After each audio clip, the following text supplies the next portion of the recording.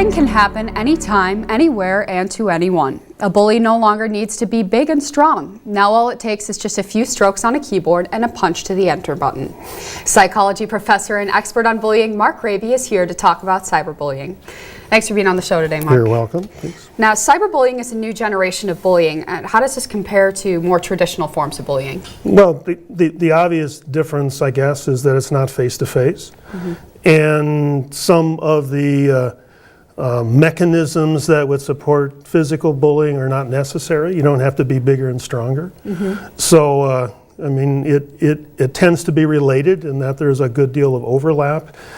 Students in K-12 settings who are bullied are often cyberbullied as well. But there are other populations involved. And so it expands, I guess, the opportunity for harassment, if you will. So how is this modern form kind of unique then?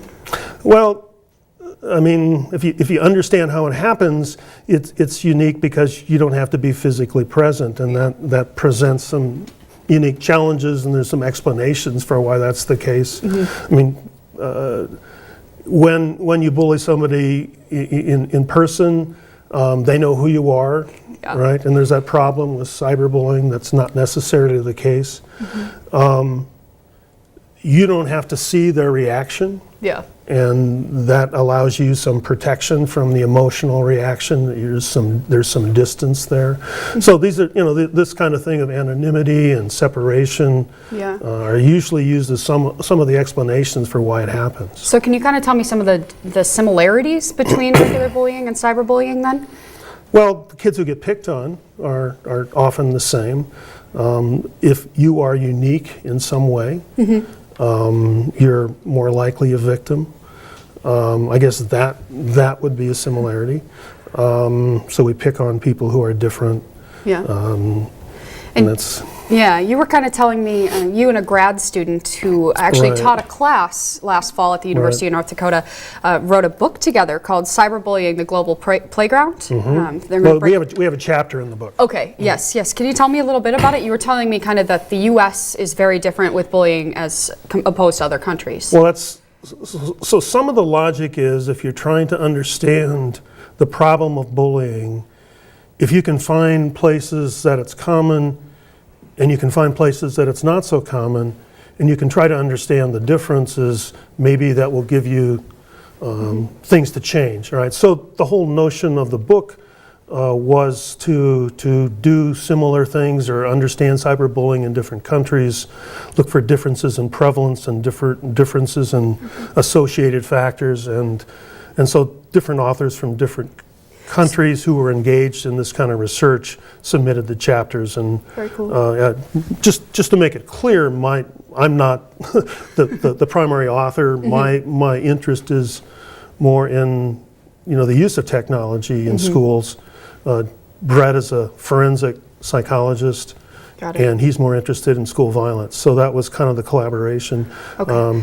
Can you kind of give me a scenario of what cyberbullying would be like here in the United States? I mean, does it happen at school? Does it happen in homes with friends? Right. Okay. Let me actually continue with my comment, and I'll kind of tie that in. Yeah. So I'm interested protectively because social media is my interest in how it can be used in learning. One of the things that happens, I think, is a lot of people associate cyberbullying somehow with schools, and schools are defensive then and may back away from the use of social media. Turns out that that's a little bit of a misperception.